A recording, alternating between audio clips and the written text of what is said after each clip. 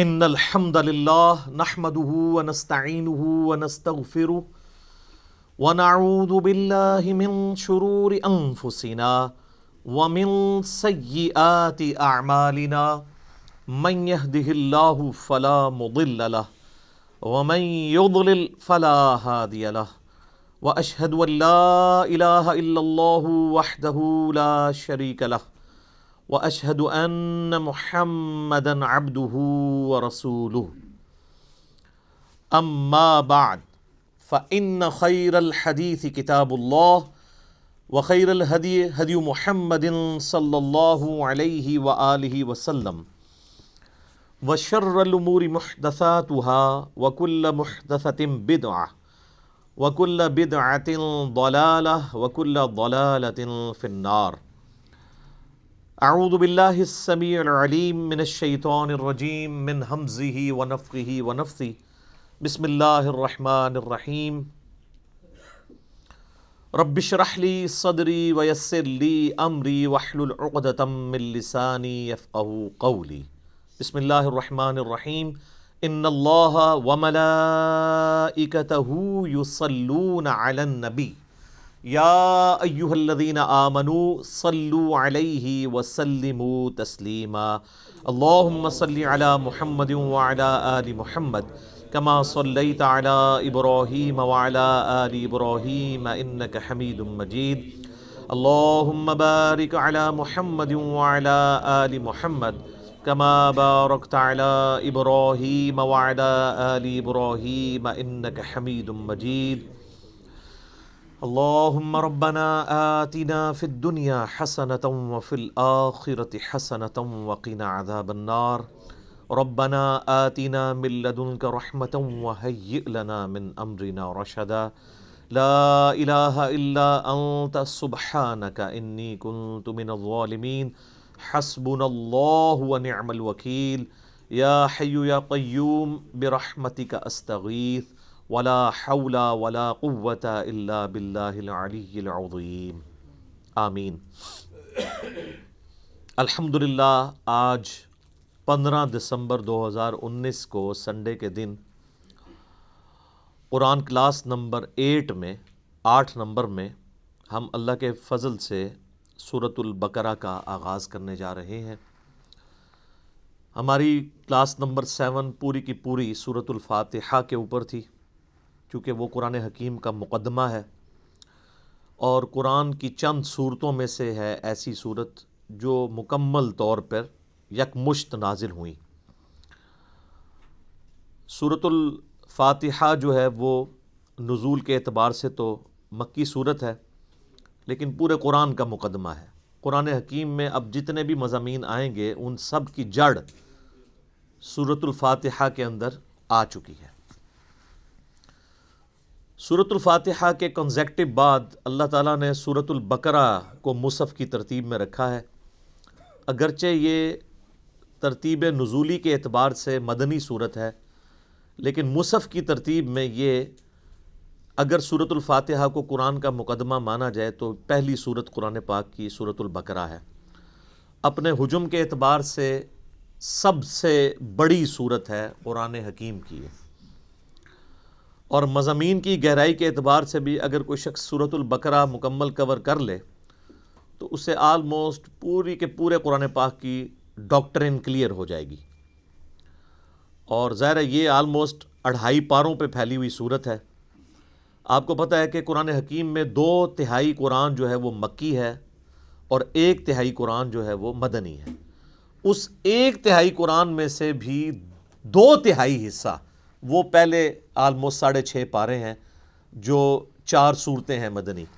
سورہ فاتحہ تو مکی ہے، وہ مقدمہ ہے. اس کے بعد سورہ البقرہ، سورہ آل عمران، سورۃ النساء اور سورۃ المائدہ، یہ کنزیکٹو 4 مدنی صورتیں ہیں اور یہ 6.5 پاروں کے اوپر پھیلی ہوئی ہیں. حالانکہ یہ ترتیب نزول کے اعتبار سے بعد کی صورتیں ہیں، بلکہ سورۃ المائدہ میں تو کچھ آیات ایسی ہیں جو بالکل اینڈ پہ نازل ہوئی ہیں. یہ 4 صورتیں نبی صلی اللہ علیہ وآلہ وسلم کی جو شریعت ہے اس کو آلموسٹ کور کرتی ہیں، پلس آپ علیہ السلام سے جو پہلے اگلی امتیں گزر چکی ہیں جیوز اور کرسچنز ان کے جو ایشوز تھے، انہوں نے جو غلطیاں کیں اور اس کی وجہ سے اللہ تعالیٰ کے عذاب کا کوڑا ان پر پڑا، اور الٹیمیٹلی اللہ تعالیٰ نے یہ ڈیسائیڈ کیا کہ اب نئی امت کھڑی کی جائے گی، اور وہ امتیں جو ہزاروں سال سے اللہ تعالیٰ کی طرف سے اس منصب پہ فائز تھی ان کو معزول کیا جائے گا، اور اسی کے سمبل کے طور پہ پھر تحویل قبلہ بھی ہوئی کہ اب امت بھی نئی کھڑی کی ہے تو اب قبلہ بھی یروشلم کی بجائے خانہ کعبہ ہوگا جو ابراہیمی قبلہ تھا۔ میرا اس پہ بھی ایک کلپ چڑھا ہوا ہے کہ خانہ کعبہ یہ قبلہ اول بھی خانہ کعبہ ہے اور قبلہ آخر بھی خانہ کعبہ ہے، بیت المقدس یا یروشلم یہ درمیانی قبلہ ہے، کچھ عرصے کے لیے بیچ میں رہا۔ بہرحال وہ انشاءاللہ جب سورۃ البقرہ میں آیات آئیں گی تو ہم انہیں ڈیٹیل کے ساتھ ڈسکس کریں گے۔ ابھی تو چونکہ میں تعارف کے اوپر بات کر رہا ہوں، تو یہ جو 4 صورتیں ہیں یہ بھی جوڑوں کی شکل میں ہیں۔ پہلا جوڑا سورہ البقرہ اور سورہ آل عمران کا ہے۔ سورہ البقرہ مینلی جیوز کے ساتھ، یہودیوں کے ساتھ ڈیل کرتی ہے، اور سورہ آل عمران کرسچنز کے ساتھ، چونکہ وہ بھی اہل کتاب بھی ایک جوڑا تھا تو اس جوڑے کو اس اعتبار سے ایڈریس کیا گیا۔ اس سے اگلی جو 2 صورتیں ہیں سورہ النساء اور سورۃ المائدہ، اس میں بھی اہل کتاب سے بھی اور مشرکین عرب سے بھی اور ساتھ ہی ساتھ جو جیوز اور کرسچنز میں جو خرابیاں تھیں ان کو بھی ایڈریس کیا گیا ہے، اور پلس اللہ تعالیٰ نے جو پرانی شریعت تھی اس کے کچھ احکامات اسی طریقے سے پروسیڈ کروائے اور کچھ احکامات نئے نازل فرمائے شریعت محمدیہ صلی اللہ علیہ وآلہ وسلم کے اعتبار سے۔ لہٰذا ہم یہ کہہ سکتے ہیں کہ یہ جو 4 صورتیں ہیں یہ شریعت محمدیہ صلی اللہ علیہ وآلہ وسلم کو کور کرتی ہیں، پلس جو سابقہ امتیں ہیں جیوز اور کرسچنز ان کے ساتھ ڈیل کرتی ہیں، ان کے ایک جرائم کی لسٹ ہے۔ اور یہی حکمت ہے اس کے اندر کہ یہ صورتیں آغاز میں اس لیے رکھی گئیں تاکہ چونکہ اکثر مسلمان نسلی ہونے تھے، تو نسلاً جو مسلمان ہیں جن کے ماں باپ مسلمان ہیں جب وہ قرآن پڑھیں تو ان کو یہ پتہ چلے کہ اس امت سے پہلے بھی اللہ کی لاڈلی امتیں گزری ہیں، لیکن جب انہوں نے وقت کے پیغمبر کی دعوت کو پس پش ڈال دیا، کتابوں کو پس پش ڈال دیا، تو اللہ تعالیٰ نے پھر ان کا یہ لحاظ نہیں کیا کہ یہ لاڈلی امتیں ہیں، ان میں 3 کتابیں نازل ہوئی ہیں، تورات، زبور، انجیل، اور سینکڑوں صحائف نازل ہوئے ہیں اور ہزاروں پیغمبر آئے ہیں، اللہ تعالیٰ نے انہیں معزول کر کے نئی امت کھڑی کر دی۔ تو اگر تم بھی ویسا ہی کرو گے تو تمہارے ساتھ بھی ویسا ہی ہوگا۔ اور اس پہ جو سورۃ البقرہ کے پہلے 4 رکوع تو چونکہ قرآن حکیم کی پوری دعوت کا خلاصہ ہے، اور اس کے بعد جو اگلے 9 رکوع ہیں وہ بنی اسرائیل کے اوپر اللہ تعالیٰ نے فرد جرم عائد کی ہے، ان کی یعنی جو جرائم ہیں ان کو بیان کیا ہے، پھر اس کے بعد 7 یونیورسل ٹروتھ، ہر جرم کے بعد ایک آفاقی حقیقت اللہ نے بیان کی ہے کہ یہ میرا رول ہے، جب کوئی بھی کوئی یوں کرے گا میں اس کے ساتھ ایسا ہی کروں گا۔ وہ 7 یونیورسل ٹروتھ بھی انشاءاللہ سورۃ البقرہ کے اندر آئیں گے، لیکن یہ جو پہلے 4 رکوع ہیں یہ پورے قرآن کی دعوت کا خلاصہ ہے۔ پہلے 4 رکوع اگر کور کریں گے تو پھر آپ کو ساری کی ساری اس کتاب کا جو اسلوب ہے، یہ کس طریقے سے گفتگو کرتی ہے، وہ سمجھ آ جائے گا۔ تو چونکہ اکثر نسلی مسلمان تھے اس لیے یہ شروع میں صورتیں ہیں، اگرچہ ترتیب نزول کے اعتبار سے یہ مدنی ہے۔ پلس جو سابقہ امتیں ہیں ان میں بھی آپ دیکھ لیں اس وقت کرسچنز آلموسٹ 2.25 ارب کے قریب ہیں، ان کے لیے تو انٹرسٹ سورۃ الانعام میں یا سورۃ الواقعہ میں یا سورۃ الاعراف میں اس طریقے سے نہیں ہے جو انٹرسٹ ان کا سورۃ البقرہ اور سورہ آل عمران میں ہے، کیونکہ وہ ان کے معاملات کو مینلی ڈیل کر رہی ہے۔ تو اس لیے یہ صورتیں اللہ تعالیٰ نے بڑی حکمت کے ساتھ شروع میں رکھی ہیں، اور یہ یاد رکھیے گا یہ اس وقت جو ہمارے پاس مصحف موجود ہے اپنے نزول کی ترتیب کے اعتبار سے تو ایسا نہیں ہے، لیکن اللہ کے پاس لوح محفوظ میں اسی ترتیب سے ہے، اور اسی ترتیب سے نبی علیہ السلام نے جو دورہ کیا قرآن کا حضرت جبرائیل کے ساتھ، جو میں نے تعارف قرآن میں 6 لیکچر دے دیے ہیں وہ آپ سن سکتے ہیں، تو یہ نبی علیہ السلام نے مصحف خود لکھوایا اسی ترتیب کے ساتھ۔ میرے بھائیو، سورۃ البقرہ اور سورہ آل عمران جوڑا ہے، اور قرآن حکیم کی آلموسٹ ساری صورتیں ہی اکا دکا کے سوا جوڑے کی شکل میں ہیں۔ یہ ٹروتھ جو ہے سب سے پہلے ریویل کیا ہے حمید الدین فراہی رحمہ اللہ تعالیٰ نے، جن کو فوت ہوئے آلموسٹ 100 سال گزرے ہوں گے۔ ڈاکٹر اسرار صاحب کے بھی آپ سمجھ لیں دادا استاد، غامدی صاحب کے بھی دادا استاد، جو امین احسن اصلاحی صاحب تھے جو غامدی صاحب اور ڈاکٹر سراج صاحب کے مشترکہ استاد ہیں، ان کے وہ استاد تھے. انہوں نے یہ ٹروتھ ریویل کیا اور یہ حقیقت ان پہ اللہ تعالیٰ نے کھولی. ظاہر ہے قرآن کبھی بھی پرانا نہیں ہوگا کہ قرآن حکیم کی صورتیں جوڑوں کی شکل میں ہیں، اور انہوں نے کوئی اس کو انوینٹ نہیں کیا، بلکہ انہوں نے احادیث پہ جب تفکر کیا، پھر قرآن پاک کی آیات دیکھی تو ان کو آئیڈیا ہوا کہ واقعی تو جوڑوں کی شکل میں ہے. صورتوں کو اگر آپ کریٹیکلی واچ کریں، سورۃ الفلق اور سورۃ الناس یہ ایک جوڑا ہے. حدیث میں بھی المعوذتین، دو پناہ دینے والی صورتیں ان کو کہا گیا ہے. اور انسان میں بھی مرد و عورت کا جوڑا جو ہوتا ہے وہ ایک دوسرے کا ریسیپروکل ہوتا ہے، لیکن ایک مشترکہ چیز کی اچیومنٹ کے لیے وہ جوڑا جو ہے یعنی اولاد کی پیدائش کا ذریعہ دونوں کو بنایا گیا.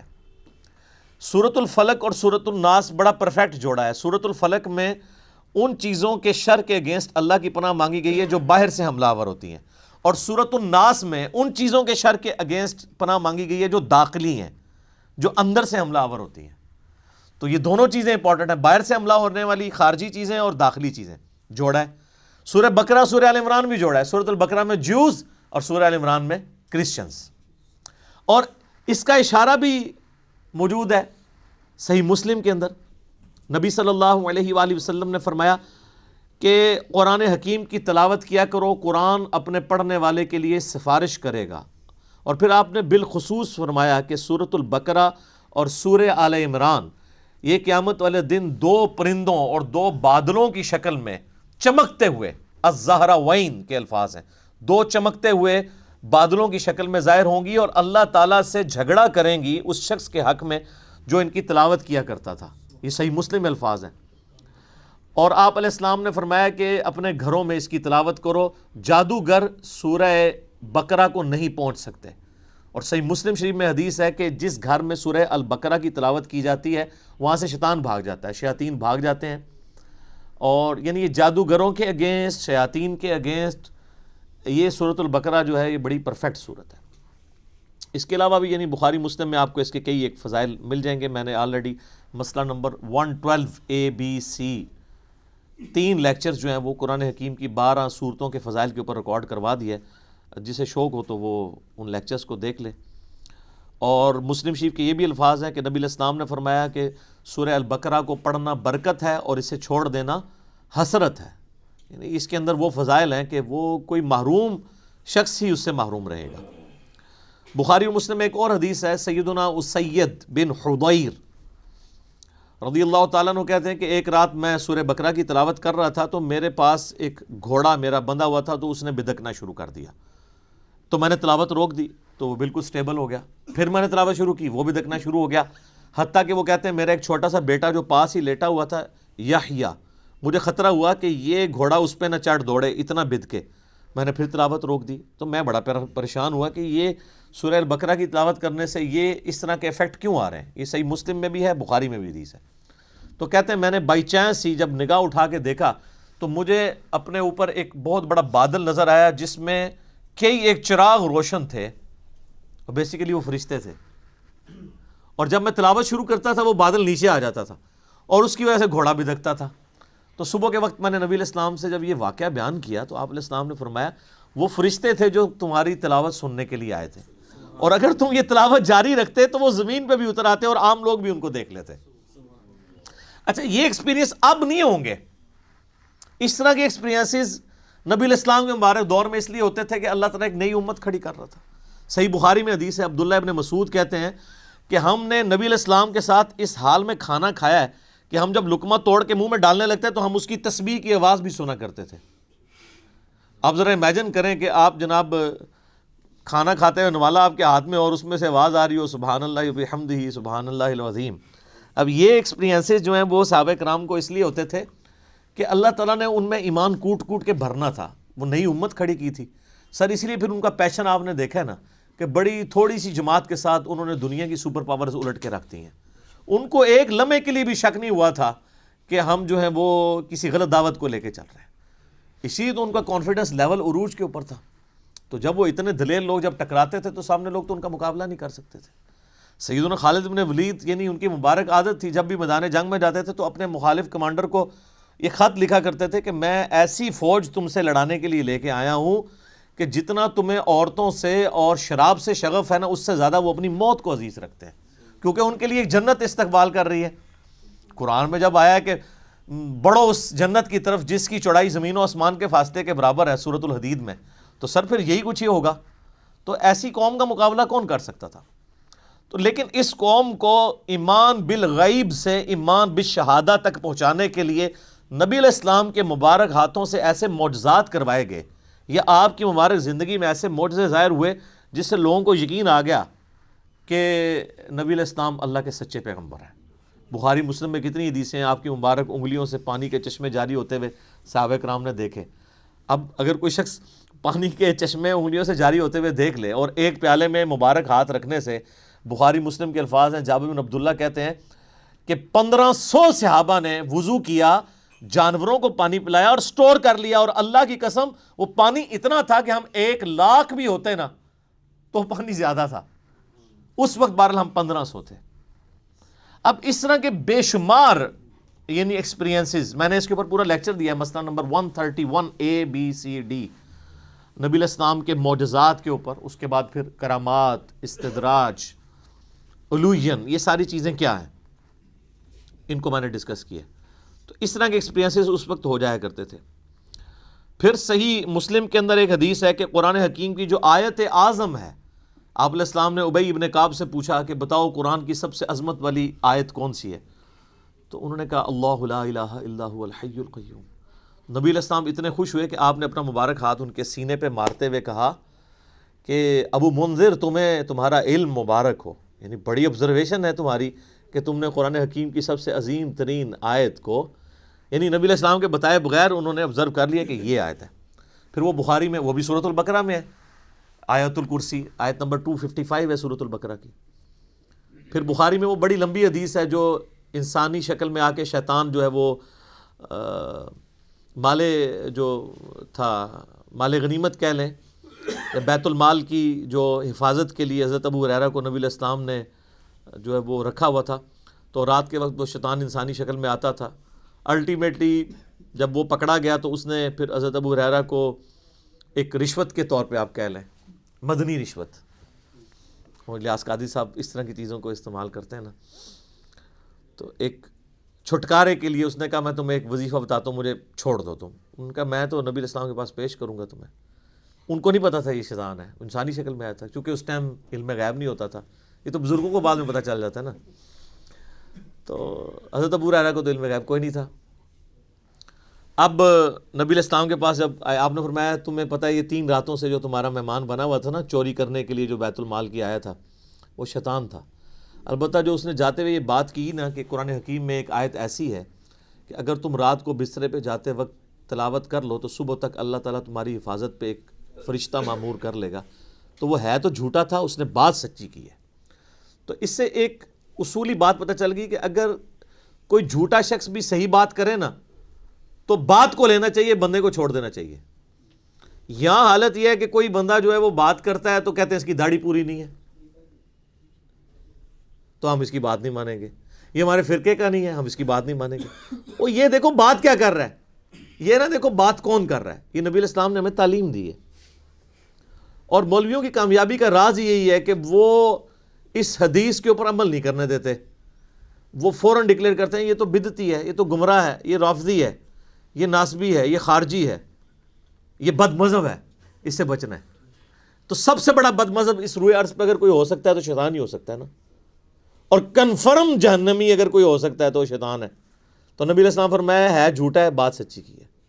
تو شیطان اگر سچی بات کرے تو لے لیں، تو اگر آپ ہمیں شیطان ہی سمجھتے ہیں تو تب بھی آپ بات دیکھیں، اب وہ بات آپ کے خلاف ہے تو یہ اسی طریقے سے ہے کہ وہ انگریز آپ کو آ کے کہے کہ جی سورہ بقرہ کی آیت نمبر 279 میں اللہ تعالیٰ نے ڈکلیئر کیا ہے اس شخص کو، اللہ اور اس کے رسول کی جنگ ہے اس کے خلاف جو سود کھاتا ہے۔ آپ کہیں جی چونکہ تو انگریز ہے اس لیے میں یہ بات نہیں مانتا، تو وہ آپ انگریز کا انکار کر رہے ہوں گے یا قرآن کا؟ قرآن کا۔ تو آپ کو یہ دیکھنا ہے کہ کتاب و سنت کی دلیل اس نے کیا پیش کی ہے، کیونکہ اگر آپ یہ قدغن لگا دیں گے تو پھر سر جو آپ اپنی پبلک پہ قدغن لگا رہے ہیں نا، تو لگانے والوں کو بھی گمراہ ڈکلیئر کیا ہوا ہے دوسرے فرقے والوں نے، پھر وہ بھی بالکل ٹھیک ہے. بریلوی پھر بالکل ٹھیک ہے کہ اہل حدیث کی بات نہیں سننی چاہیے، کیونکہ اہل حدیث جو کہہ رہے ہیں کہ بریلویوں کی بات نہیں سننی چاہیے. پھر سنی بالکل ٹھیک ہے کہ شیعہ کی بات نہیں سننی چاہیے، کیونکہ شیعہ بھی کہہ رہے ہیں کہ سنیوں کی بات نہیں سننی چاہیے. تو اس امام میں سارے کے سارے ہی ننگے ہیں. تو آیت اعظم قرآن حکیم کی صحیح مسلم کی حدیث کے تحت آیت الکرسی وہ بھی سورۃ البقرہ کا حصہ ہے. پھر صحیح مسلم میں ایک حدیث ہے، حضرت جبرائیل علیہ السلام نبی علیہ السلام کے پاس بیٹھے ہوئے تھے، تو اچانک آواز سنی انہوں نے، تو آسمان کی طرف سر اٹھایا تو کہا یا رسول اللہ صلی اللہ علیہ وآلہ وسلم، آج آسمان کا وہ دروازہ کھلا ہے جو آج سے پہلے نہیں کھلا، اور اس آسمان سے ایک فرشتہ نازل ہوا ہے جو یہ میرے پاس کھڑا ہے، آپ کو سلام عرض کر رہا ہے، اور یہ اللہ کی طرف سے خاص خبر لے کے آیا ہے. تو پھر اس نے بتایا کہ اللہ تعالیٰ کی طرف سے آپ کو 2 نوروں کی بشارت ہو جو آپ سے پہلے کسی پیغمبر کو نہیں دیے گئے. نمبر 1 سورۃ الفاتحہ، اور نمبر 2 سورۃ البقرہ کی آخری 2 آیات، آمن الرسول بما انزل الیہ من ربہ والمؤمنون. اور صحیح بخاری اور مسلم دونوں میں حدیث ہے کہ جو یہ رات کے وقت سورہ البقرہ کی آخری 2 آیات پڑھ لے گا تو اس میں جو کچھ اس نے اپنے رب سے مانگا ہے اس کو عطا کر دیا جائے گا. وہ تجدید ایمان ہے، ٹھیک ہے، اس میں سب کچھ ایمانیات ہیں، پھر دعائیں ہیں اللہ سے. اسی لیے ہم نے اپنے صبح شام کے اذکار کارڈ، بلو کارڈ کے اوپر یہ وظیفے کے طور پہ لکھا ہوا ہے. بہت لمبے وظائف نہیں کر سکتا، کم از کم سورہ بقرہ کی آخری 2 آیات زبانی یاد کر لے، اور پڑھتے رہیں گے تو زبانی یاد ہو جائیں گی. تو وہ بھی سورہ بقرہ کے یعنی فضائل کے اندر ہی وہ ساری کی ساری چیزیں آتی ہیں. باقی اس پہ بولا جائے تو یہ وقت یعنی کافی زیادہ درکار ہے. بنیادی گفتگو کرنا اس لیے ضروری ہوتی ہے، بعض کے لیے انٹرسٹ کا باعث ہوتا ہے، جس طرح بعض لوگوں کے لیے یہ بڑا انٹرسٹ ہوتا ہے کہ یہ سورت مکی ہے یا مدنی ہے. تو یہ بھی کوئی پیٹ نہیں ہے. کئی صورتیں ہیں جن میں اختلاف ہے مکی اور مدنی ہونے پہ، کئی پہ ڈیفینیٹلی ہے. جس طرح کہ اب یہ سورہ بقرہ یہ ڈیفینیٹلی مدنی صورت ہے، پھر اس میں ایسی آیات بھی آئیں گی جو مدینہ شریف سے تعلق رکھنے والے واقعات ہیں. ٹھیک ہے، سورت کے اسلوب کو سمجھنے کے لیے اگر کوئی انٹرسٹ کے طور پہ چاہتا ہے، بہرحال اس سے کوئی فرق نہیں پڑتا وہ مکی ہے مدنی ہے. اصل چیز ہے قرآن کا کانٹیکسٹ قرآن کے اندر کلیئر ہے. تو آپ یہ دیکھیں، اب اپنے اپنے مصحف کھول لیں آپ. سورۃ البقرہ جو ہے مدنی صورت ہے، اور اس میں 286 آیات ہیں. اعوذ باللہ من الشیطان الرجیم، بسم اللہ الرحمن الرحیم. الف لام میم. اس کو ایسے ہی پڑھنا ہوتا ہے، الف لام میم نہیں ہے، یہ وہ اردو میں ہے. عربی میں سے ایسے ہی پڑھنا ہوگا، 3 سے 5 الف تک کھینچنا ہوگا، لام کو بھی اور میم کو بھی. اور لام اور میم چونکہ اس کا جنکشن ہے تو میم کے اوپر تشدید بھی ہے، غنہ بھی ہو رہا ہوگا اس اعتبار سے کہ میم کی آواز. تو یہ حروف مقطعات ہیں. اس کے اوپر بڑے لوگوں نے تب آزمائی کی ہے، بڑی کوششیں کی ہیں، سنیوں میں بھی شیعہ کے اندر بھی. ہمارے قریبی دوست ہیں، شیعہ عالم دین ہیں، ثاقب اکبر صاحب، جو ملی یکجہتی کونسل کے سیکٹری بھی ہیں. انہوں نے ایک پوری کتاب لکھی ہے حروف مقطعات کے اوپر. انہوں نے سارے اقوال جو اہل سنت کے ہاں بھی تھے، اہل تشیع کے ہاں بھی تھے، ان سب کے سب اقوال کو جمع کیا ہے. الٹیمیٹلی رزلٹ یہ ہے کہ یہ اللہ اور اس کے نبی علیہ السلام کے درمیان جو ہے کوڈ ورڈز ہیں، اور کچھ الفاظ کو تو ہم قرآن حکیم کی روح سے ان کا مطلب بھی جان سکتے ہیں. اور عربی میں اس وقت عربی لنگوسٹک کے اندر مستعمل تھا اس طرح کے کوڈ ورڈز یوز کرنا.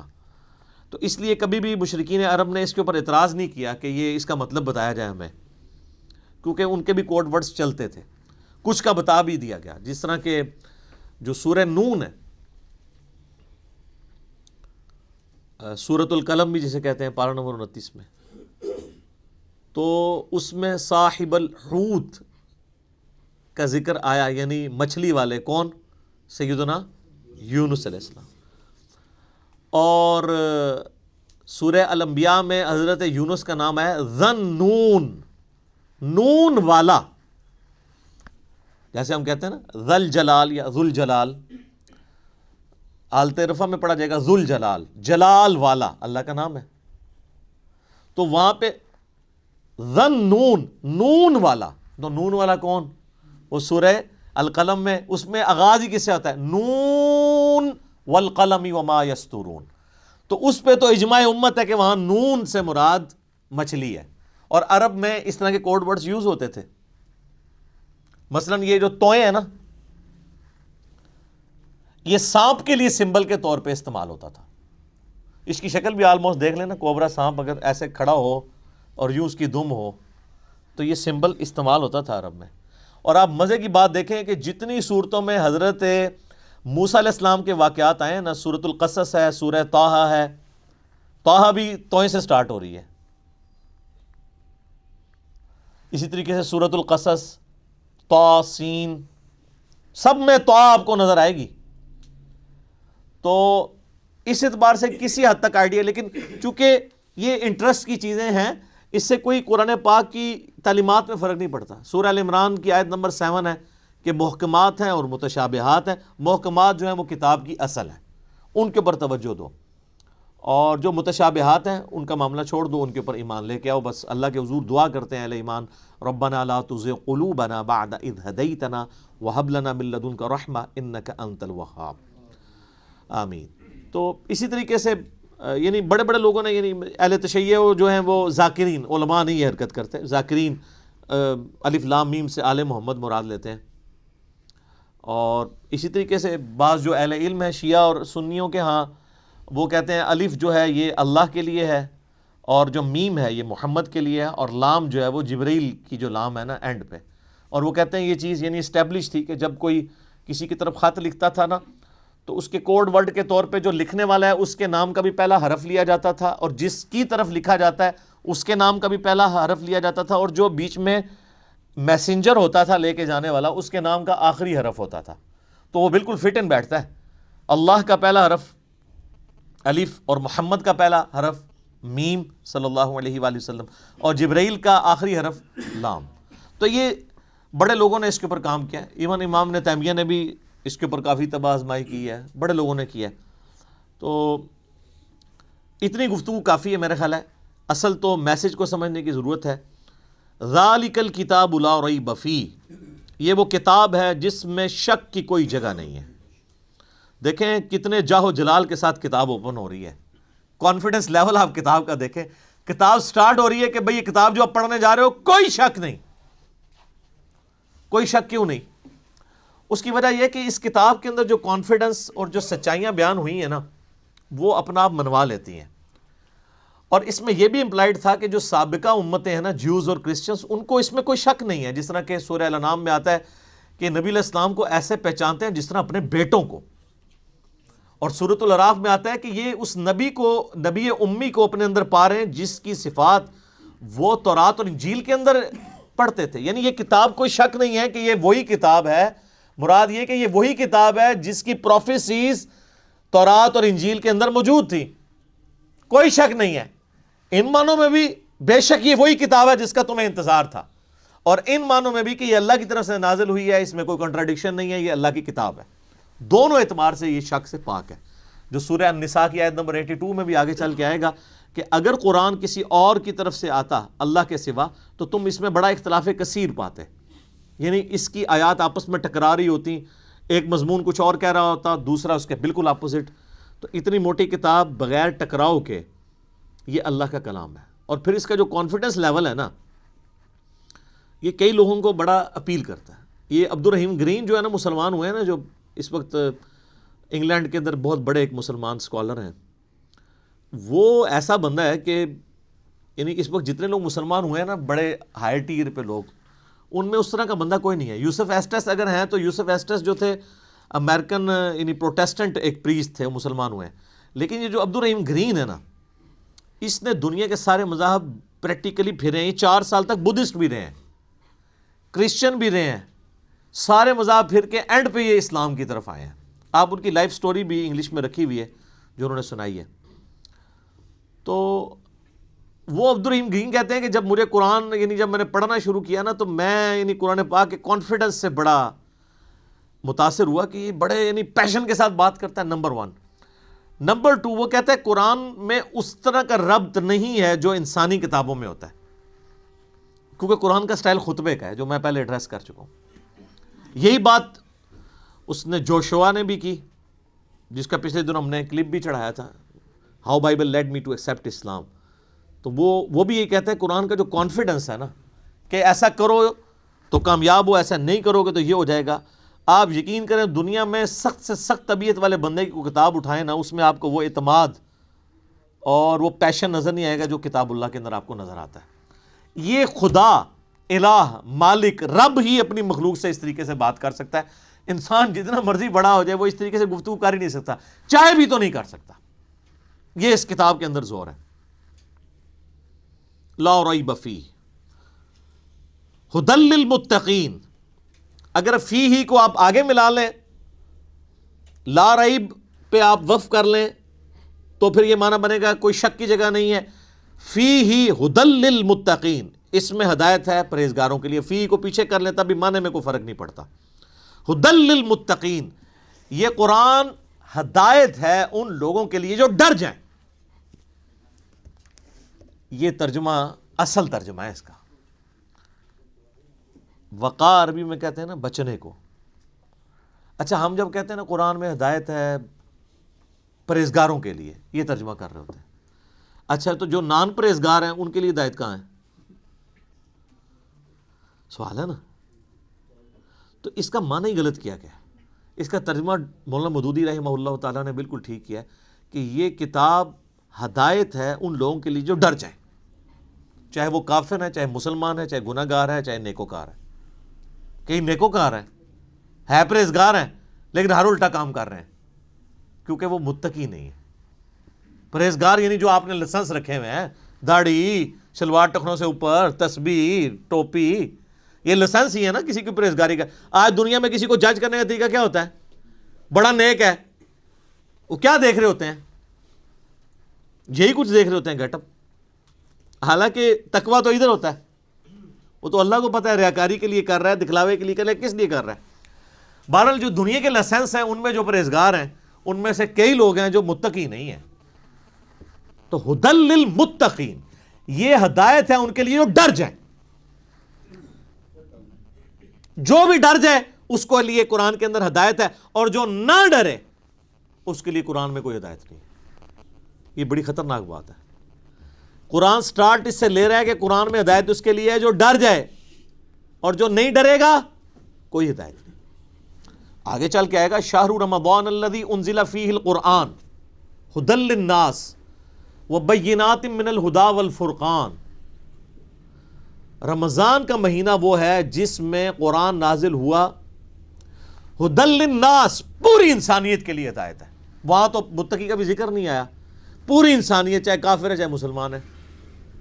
وبینات من الہدی, اور اس میں ہدایت کے بڑے بڑے روشن دلائل ہیں.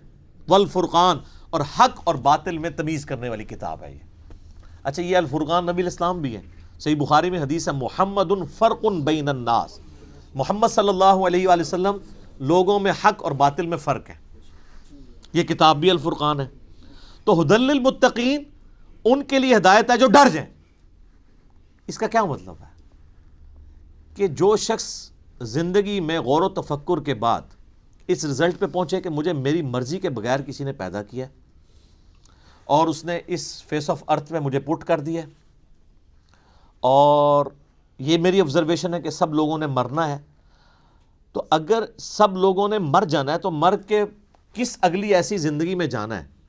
اگر کسی کے بنائے سے ہم بنے ہیں تو پھر جس نے بنایا ہے اس کو رسپانس نہ کیا تو مرنے کے بعد جب اس کے سامنے پیشی ہوگی مرنے کے بعد تو کہیں شرمندگی نہ اٹھانی پڑے. جب یہ تصور کسی بھی انسان کے دماغ میں آ جائے, اس کا دل اس تصور کی گواہی دے دے تو وہ فوراً ڈر جائے گا, یار مجھے کس نے پیدا کیا؟ میرے تو ماں باپ کو بھی نہیں پتا کہ مجھے کس نے پیدا کیا, وہ خود کیسے پیدا ہوئے. تو الٹیمیٹلی ایک خدا کا تصور آتا ہے نا, وہ اللہ جس نے ہماری مرضی کے بغیر ہمیں پیدا کیا وہ ہمارے ساتھ کچھ بھی کر جائے ہمیں کو بچا نہیں سکتا. سب سے بڑا تو اس نے ہمارے ساتھ کام کر دیا نا کہ پیدا کر دیا, ہم سے پوچھ کے کیا. تو اب بھی جو کچھ وہ کرے گا تو کوئی نہیں کچھ کر سکتا. تو اس میں پھر آسانی کی راہ کیا ہے کہ اسی رب کی پناہ لے لی جائے, اور اسی کے لیے کتابیں نازل ہوئیں, پیغمبر آئے, کہ سورۃ البقرہ کے پہلی 4 رکوع کے اندر پورے قرآن کا خلاصہ آ جائے گا. تو جب ایسا شخص غور و تفکر کرے گا نا تو فوراً اس کے اندر ایک ڈر پیدا ہوگا، یار میرا کیا بنے گا، کہیں میں نے جانا ہے، کسی کو منہ دکھانا ہے، میں کیا کروں؟ تو اس کے لیے پھر قرآن میں ہدایت ہے. ایسا شخص الٹیمیٹلی قرآن تک بھی پہنچ جائے گا، پیغمبروں کی تعلیمات تک بھی پہنچ جائے گا، اور ایسا شخص جب قرآن کو پڑھے گا تو اسے ہدایت ملے گی. فذکر بالقرآن من یخاف وعید، اے نبی علیہ السلام قرآن سے اسے نصیحت کریں جو اللہ کی دھمکی سے ڈر جائے. کتنی حیران کن بات ہے، نبی علیہ السلام کو منع کیا گیا، جو دھمکی سے نہیں ڈرتا اس کے لیے کوئی نصیحت نہیں ہے. فذکر ان نفعت الذکر، نصیحت کرو اگر نصیحت کرنا کسی کو فائدہ دیتا ہو. سیذکر من یخشی، نصیحت اس کو کریں جو ڈرتا ہے. وَيَتَجَنَّبُهَا الْأَشْقَى، اور جو شکی ہو چکا ہے، بدبخت ہو چکا ہے، ڈرنے کے لیے تیار نہیں، چھوڑ دیں. الَّذِي يَصْلَى النَّارَ الْكُبْرَى، اس کا علاج یہ کہ ہم اسے بڑی آگ پہ پیش کریں گے. ثُمَّ لَا يَمُوتُ فِيهَا وَلَا يَحْيَا، پھر وہ نہ وہاں پر زندوں میں ہوگا نہ مردوں میں. قَدْ أَفْلَحَ مَن تَزَكَّى، بے شک کامیاب وہ ہوا جس نے اپنے نفس کا تزکیہ کر لیا، پاکیزگی کی روش اختیار کر لی. وَذَكَرَ اسْمَ رَبِّهِ فَصَلَّى، اور اپنے رب کا نام لے کر نماز قائم کی، نماز پڑھی. آپ دیکھیں کہ سورہ الاعلیٰ، اس کو آپ پورے کے پورا یعنی ایک جو اللہ کی دعوت ہے اس کو کور کرتی ہے. بل تؤثرون الحیات الدنیا، لیکن تمہارا اصل مرض یہ ہے کہ تم دنیا کی زندگی کو ترجیح دیتے ہو. والآخرۃ خیر لک من الاولی، والآخرۃ خیر وابقی، جبکہ آخرت جو ہے وہ بہتر بھی ہے اور باقی بھی رہنے والی. ان ھذا لفی الصحف الاولی، یہی ایک یونیورسل ٹروتھ اور کانٹے کی اصل بات تھی جو قرآن سے پہلے صحیفوں میں بھی نازل ہوئی تھی. صحف ابراہیم و موسیٰ، چاہے وہ ابراہیم کے صحائف ہوں چاہے موسیٰ علیہ السلام کے صحائف، ایک ہی کانٹے کی بات تھی. کیا؟ بل تؤثرون الحیات الدنیا والآخرۃ خیر وابقی. اب یہ بھی سر پھر ہم صحیح کہتے ہیں نا کہ کتابوں کا خدا اور ہے اور بابوں کا خدا اور. یہ کتابیں ڈسکس ہو رہی ہیں. اللہ اکبر. الذین یؤمنون بالغیب، وہ ڈر جانے والے لوگ کون ہیں؟ ان کی نشانی آئی ہے کہ وہ غیب پر ایمان رکھتے ہیں. غیب کہتے ہیں ان سین چیز کو. جو غیب پر ایمان نہیں رکھتا اس کے لیے قرآن میں کوئی ہدایت نہیں ہے. اچھا غیب پہ سب نے ایمان رکھا ہوا ہے، لیکن جب ان سے پوچھیں گے تو پتا چلے گا واقعی رکھا ہوا ہے. کسی بھی شخص سے اگر آپ پوچھیں کہ یہ جو دنیا کا سارے کا سارا نظام چل رہا ہے ایک بڑا سسٹمیٹک وے سے چل رہا ہے، یہ آرگنائزڈ ہے. اب تو جس طرح سائنس نے ترقی کی ہے، پہلے تو وہ زمانہ تھا لوگ کہتے تھے مٹی سے خود بخود ڈڈو بن کے نکل آتے ہیں. نہ اس وقت لوگوں کو ڈی این اے اسٹرکچر کا پتہ تھا، نہ جینز کا. اب تو لوگ کہتے ہیں نا جی نہ جناب، یہ تو پاسبل ہی نہیں ہے. زمین و آسمان کی ساری مخلوقات مل کے مٹی سے ڈڈو نہیں بنا سکتی. یہ بنانے سے بن رہا ہے، انڈے میں سے چوزا بنانے سے نکل رہا ہے. تو یہ اتنے آرگنائز چیز ہے. وہ کہتے ہیں نہیں جی کوئی ایک سپریم بینگ یا کوئی سپر نیچرل ایجنسی ہے جس نے ہر چیز کو ایک ٹریک کے اوپر چڑھایا ہوا ہے کہ ایک بیج بوتے ہیں 6 ارب گنا بڑا درخت بن جاتا ہے. اس بیج کے اندر جو زندگی ہے پھر اس کے اندر کس طریقے سے وہ پرفارم کرتا ہے، پتے پھر پھول نکلتے ہیں، پھر پھل بنتا ہے، پانی کے ذریعے کیا کچھ ہو رہا ہے. یعنی ایک تو ایک ٹاپک ہے، اس پہ گھنٹوں بولا جا سکتا ہے. یہ ساری جو فزیکل فنومینا آف نیچر ہے، قانون قدرت ہے، جب ان کو آبزرو کرتا ہے نا تو غیب پہ سارے ایمان رکھے ہیں کہ نہیں یار کوئی چلا رہا ہے. پوچھیں کدھر ہے؟ وہ کہتے ہیں ہمیں نظر نہیں آ رہا، لیکن وہ ایسا باطن ہے کہ اس سے زیادہ ظاہر کوئی نہیں ہے، اور ایسا ظاہر ہے کہ اس سے زیادہ باطن کوئی نہیں ہے. اللہ اپنی قدرتوں سے کتنا ظاہر ہے لیکن سب سے پوشیدہ ہے. تو یہ سب کچھ غیب کی طرف انسان کو لے جاتا ہے. تو وہ یقین کیے ہوئے ہیں ڈر جانے والے لوگ کہ یار کسی کے کرنے سے ہو رہا ہے. یہ جو ہارمنی ہے یونیورس کے اندر، سر اب جو کچھ ہمیں پتہ چل رہا ہے سائنس کی برکت سے تو انسان پریشان ہو جاتا ہے کہ یہ نظام چل رہا کیسے ہے. میں آپ کو صرف یہ بتاتا ہوں کہ سائنٹسٹ کہتے ہیں کہ اس کائنات میں اتنا بیلنس ہے کہ اگر ایک بال پوائنٹ کو اس کی نوک پہ کھڑا کر دیا جائے, یہ پاسبل ہے کہ نوک پہ کھڑا ہو جائے؟ بہت ہی زیادہ کوئی سوفسٹیکیٹڈ بیلنس ہو تو یہ پاسبل ہے, اور یہ 1 ارب سال یوں کھڑی رہے, گرے نا. اس سے زیادہ بیلنس جو ہے نا وہ اس کائنات میں ہے, اور یہ balance millions of fine tunings کے ساتھ چل رہا ہے. ایک ایک فائن ٹیون اگر خراب ہو جائے نظام نہیں چل سکتا.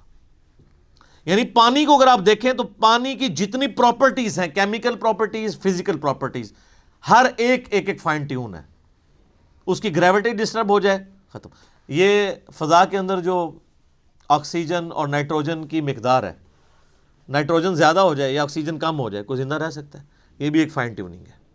سورج کا زمین سے فاصلہ, یہ بھی فائن ٹیوننگ ہے. پھر سورج اور زمین کے درمیان جو اللہ تعالیٰ نے لیئرز رکھی ہیں, 99.99% ہارمفل ریز ہیں سورج کی, وہ نیچے آتی نہیں ہیں, راستے میں ریپیل ہو جاتی ہیں. کچھ اگر کراس بھی کرتی ہیں ارتھ میگنیٹک فیلڈ کی وجہ سے ریپیل ہو جاتی ہیں, اور صرف وہی آتی ہیں. سر سائنٹسٹ کہتے ہیں کہ یہ میریکل پلانٹ بنایا گیا ہے اس لیے کہ یہاں پہ زمین پہ انسانیت کو آباد کیا جائے.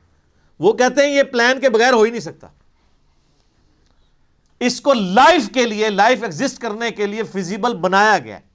وہ کہتے ہیں سپریم بی یا مدر نیچر, کوئی بھی نام دے دیں, الٹیمیٹلی غیب پہ سب کے سب لوگ ایمان رکھتے ہیں. تو سر جب وہ اس طرح کے غیب پر ایمان رکھنے والے لوگ ہوں گے تو پھر الٹیمیٹلی ان کے اندر ایک کوالٹی پیدا ہو جائے گی کہ وہ اس گاڈ کو رسپانس کریں گے. وہ کہیں گے بس سب کچھ پھر تو ہی تو ہے, تیرے لیے سب کچھ ہونا چاہیے. تو وہ اگلی بات ہے, وَيُقِيمُونَ الصَّلَاةَ, نماز قائم رکھتے ہیں. پھر وہ نماز پڑھتے نہیں ہیں, نماز پڑھنے والے بہت ہیں, قائم رکھنے والے بہت تھوڑے ہیں. یعنی نماز کا پھر حق ادا کرتے ہیں.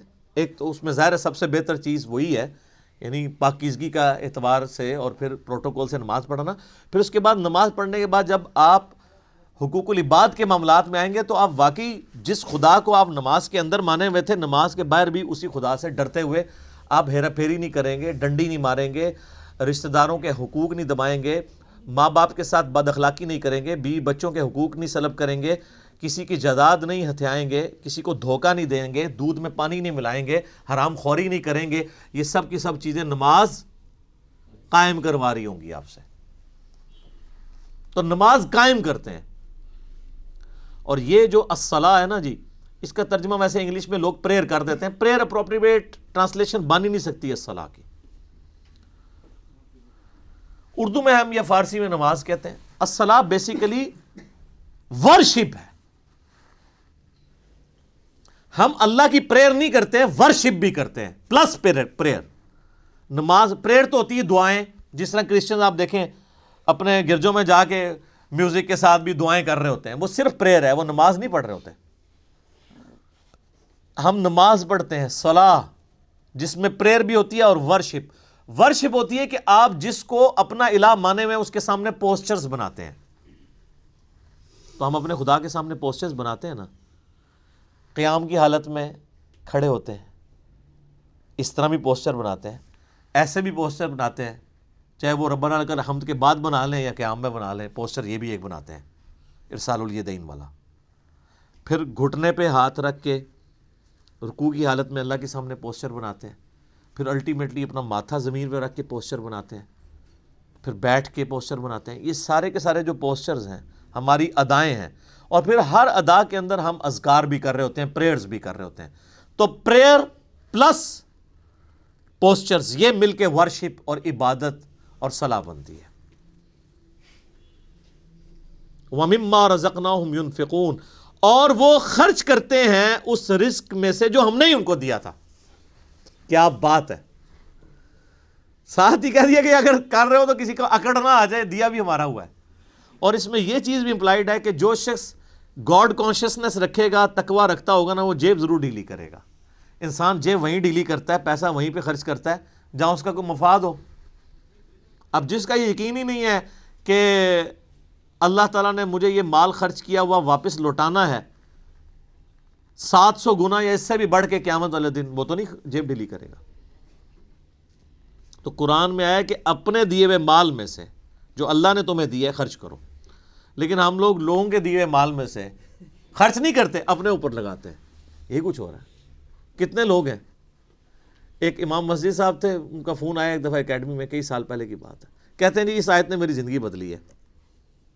کہتے ہیں میں نے جب قرآن ترجمے سے پڑھنا شروع کیا نا، تو میں جب اس آیت پہ پہنچا تو ادھر ہی میں رک گیا، میں نے کہا میں تو لوگوں کے دیے ہوئے مال کو اپنے اوپر خرچ کر رہا ہوں۔ تو قرآن تو کہتا ہے کہ وہ ہمارے دیے ہوئے مال میں سے اللہ کی راہ میں خرچ کرتے ہیں۔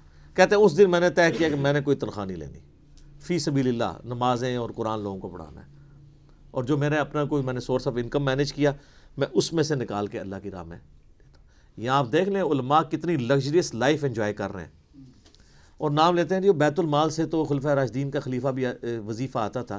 خلفۂ راشدین کا وظیفہ یہ آتا تھا کہ آپ جناب لینڈ روور گاڑیاں خریدیں اور 4 پیچھے وہ باڈی گارڈ بٹھائیں جو ایک وقت میں 2 کلو چھوٹا گوشت کھا جاتے ہیں۔ سر خلفۂ راشدین تو سوکھی کھانے والے تھے۔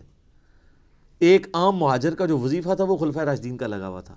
ہم نہیں کہتے امام مسجد کی تنخواہ حرام ہے، ہم کہتے ہیں پھر سبسسٹنس لیول پہ آخرت بھی لینی ہے، دوویں جانے مٹھے باہو نہ، آخرت لینی ہے تو پھر آپ کو دنیا کا کمپرومائز کرنا پڑے گا۔ سبسسٹنس لیول پہ بالکل ٹھیک ہے، ہم کبھی بھی اسے کنڈم نہیں کرتے۔ میں جو مولویوں کے چندے اور قربانی کی کھالوں کی مخالفت کرتا ہوں نا، اس سے مراد کبھی بھی میرا یہ نہیں ہے۔ میں تو شروع سے یہ کہہ رہا ہوں کہ جو دین کے لیے وقف ہیں ان کی جو فائنانس ہے وہ باقی مسلمانوں کا کام ارینج کریں۔ میں اختلاف یہ کرتا ہوں کہ اس کے اوپر یہ جدادیں جو بنا رہے ہیں اور جو لگژریس لائف گزار رہے ہیں، اسلام آباد میں ہزاروں امام مسجد آپ کو ایسے مل جائیں گے، چلیں ہزاروں میں ایگزیجریشن ہو جائے گی، سینکڑوں، کہ جو سائیکل پہ آئے تھے آج انہوں نے ہونڈا سیوک رکھی ہوئی ہے، ساتھ ڈرائیور بھی رکھے ہوئے ہیں، ان کی کوئی فیکٹری نہیں ہے، کوئی دکان نہیں ہے۔ اللہ کا فضل ہے، اللہ کا فضل یہ ہے کہ ایک مسجد پہ وہ قبضہ کرتے ہیں۔ وہ آپ اسلام آباد میں تو یہ حالت ہے نا، ابھی اجاڑ زمین پڑی ہوئی ہوتی ہے، سی ڈی اے سے لوکیٹ کراتے ہیں کدھر مسجد بننی ہے، وہاں جا کے وہ ایک چھوٹا سا کمرہ ہو، ہمیں بھی ترس آ رہا ہوتا ہے یار کتنی مشکل ہے، اور نہ پائی بڑی بڑی انویسٹمنٹ کر رہے ہیں، دنیا کی کوئی انویسٹمنٹ کا مقابلہ نہیں کر دی۔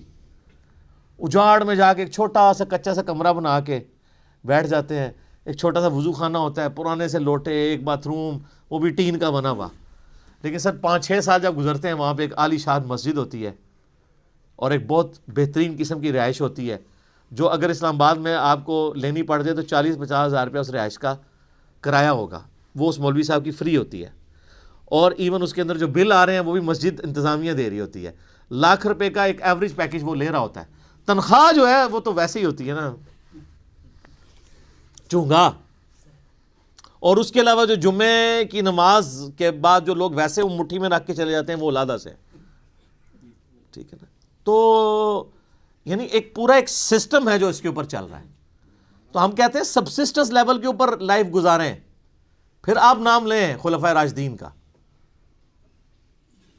لیکن اچھا آپ کو واقعات تو سنائیں گے کہ حضرت عمر سے پوچھ لیا جی وہ کرتا کیسے سلوایا آپ نے، تو یہ جو واقعہ سنا رہے ہیں اسی سے وہاں کھڑے ہو کے نا سر آپ نے یہ گاڑی کہاں سے لی ہے، تو اس کے وہ دہشت گرد قسم کے مریدین آپ کو پکڑ لیں گے کہ آپ کو تمیز نہیں بات کرنے کی، یعنی اس کا مطلب ہے یہ سیدنا عمر سے بھی بڑا اپنے آپ کو سمجھتے ہیں۔ دیکھیں نا،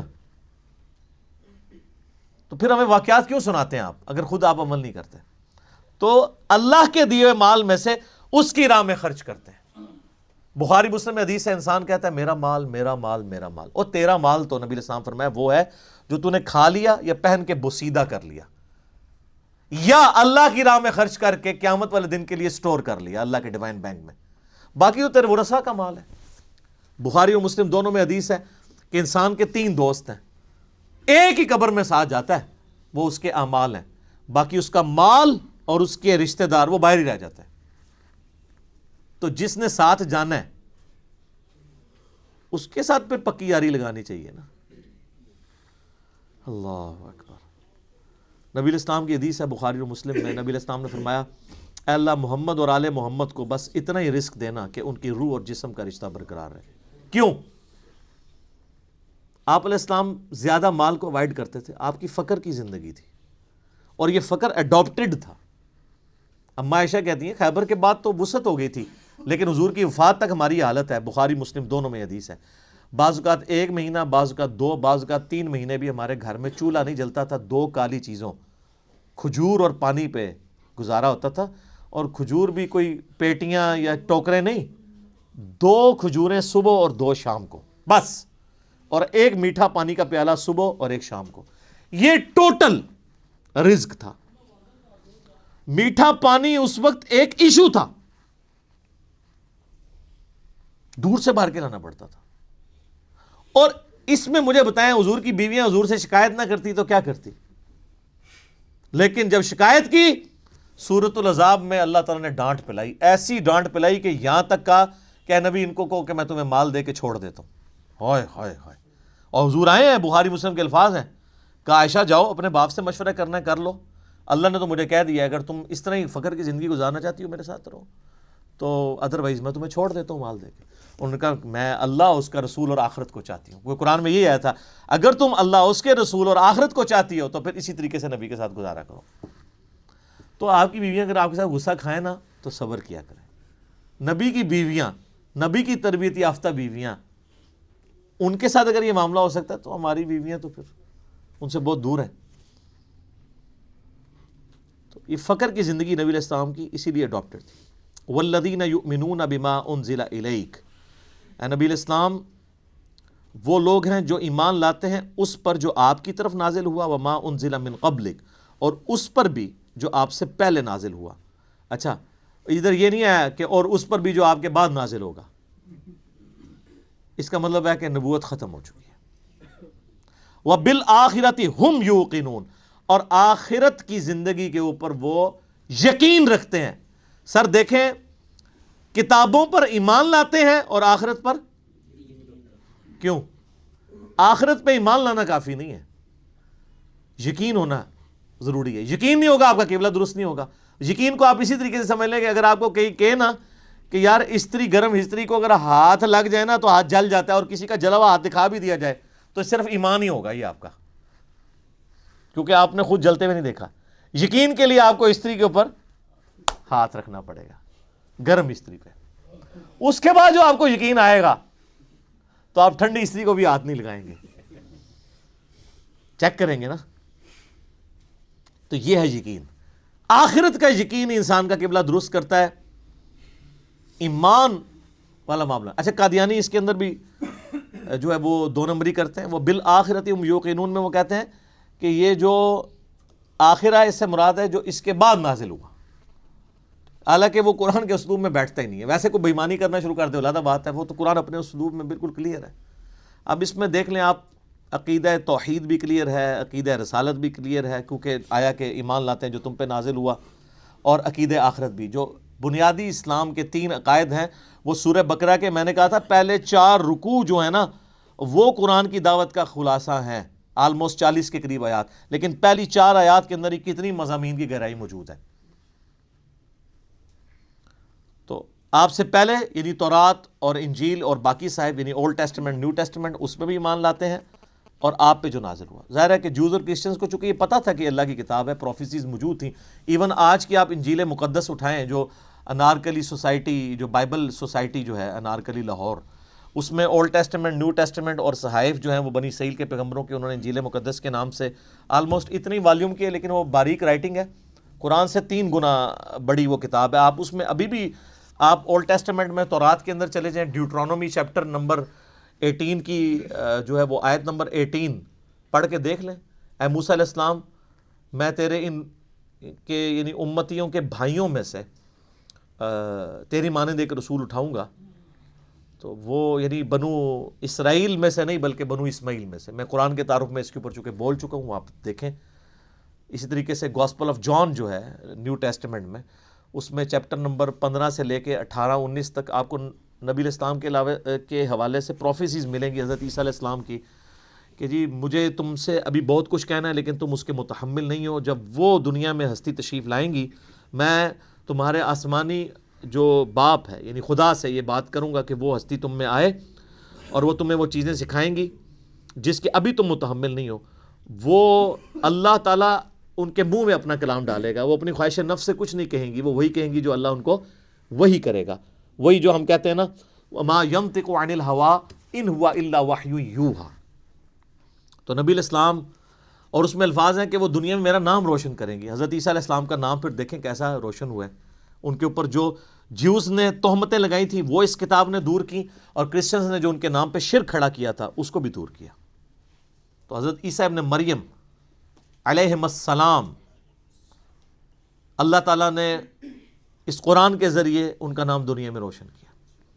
اسی لیے آپ دیکھیں اس وقت جو سب سے زیادہ نان مسلم ہو رہے ہیں نا وہ کرسچنز ہیں، کیونکہ مسلمز ہی اونلی بلیورز ہیں on the face of earth, Christians کے علاوہ جو حضرت عیسیٰ کو پیغمبر مانتے ہیں. یہودی تو ان کو دجال کہتے ہیں نعوذ باللہ، اور وہ ایک مسیح کے انتظار میں ہے جو آ کے جا چکا ہے. اب جب دجال آئے گا اس کو وہ مسیح مان لیں گے، حالانکہ جو ان کی کتابوں میں مسیح تھا وہ عیسیٰ ابن مریم تھے جن کو انہوں نے انکار کر دیا. اور کرسچنز نے ان کے بارے میں ڈیوینٹی کلیم کر دی، کسی نے خدا کا بیٹا کہہ دیا اور کسی نے کہہ دیا یہ خود ہی خدا ہیں. اللہ تعالیٰ نے ان تمام نظریات کا رد اس کتاب میں کر کے حضرت عیسیٰ علیہ السلام کی صفائی پیش کی، صحیح عقائد بتائے، جوز کی غلطیاں ہائی لائٹ کی، کرسچنز کی وہ انشاءاللہ آگے شروع ہوں گا. اب آگے جو ہے وہ انسانیت میں جو 3 گروہ ہیں ان کا ذکر آئے گا، کہ یہ تو ایمان والے جو گروہ ہیں ان کے بارے میں، بلکہ ایک آیت اس کے ساتھ آپ اگر جوڑ ہی لیں تاکہ یہ مضمون مکمل ہو جائے. اگلی آیت جو ہے نا اولئک علی ھدی من ربہم واولئک ھم المفلحون، ایسے ہی لوگ اپنے رب کی طرف سے ہدایت پہ ہیں اور ایسے ہی لوگ کامیاب ہونے والے ہیں. یہ پہلی 5 آیات کے اندر اللہ تعالیٰ نے انسانیت کے پہلے گروہ کا ذکر کیا ہے جو ایمان تک پہنچے گا. اس کے بعد پھر کافروں کا ذکر آئے گا، پھر اس کے بعد منافقین کا. یہ 3 گروہوں کا ذکر آئے گا. آج ہم نے سورۃ البقرہ کی پہلی 5 آیات کے اندر ان لوگوں کو کور کر لیا ہے، اور اس کا پھر کنکلوژن بھی اللہ نے سنا دیا کہ کامیاب لوگ پھر یہی ہوں گے. ٹھیک ہوگا جی. سبحانک اللہم وبحمدک اشہد ان لا الہ الا انت استغفرک واتوب الیک. اللہم صلی علی محمد وعلی آل محمد کما صلیت علی ابراہیم وعلی آل ابراہیم انک حمید مجید. اللہم بارک علی محمد وعلی آل محمد کما بارکت علی ابراہیم وعلی آل ابراہیم انک حمید مجید. اللہ تعالیٰ سے دعا ہے جو حق بات میں نے کہی اللہ تعالیٰ ہمارے دلوں میں راسخ فرمائے. اگر جذبات میں میرے منہ سے کوئی غلط بات نکل گئی اللہ تعالیٰ ہمیں معاف بھی کر دے، ہمارے دلوں سے محو کر دے، ہمیں کتاب و سنت کی تعلیمات پر عمل کر کے دوسرے بھائیوں تک پہنچانے کی توفیق عطا فرمائے. سبحانک اللہم وبحمدک اشہد ان لا الہ الا انت استغفرک واتوب الیک وما علینا الا البلاغ المبین. جزاکم اللہ خیرا.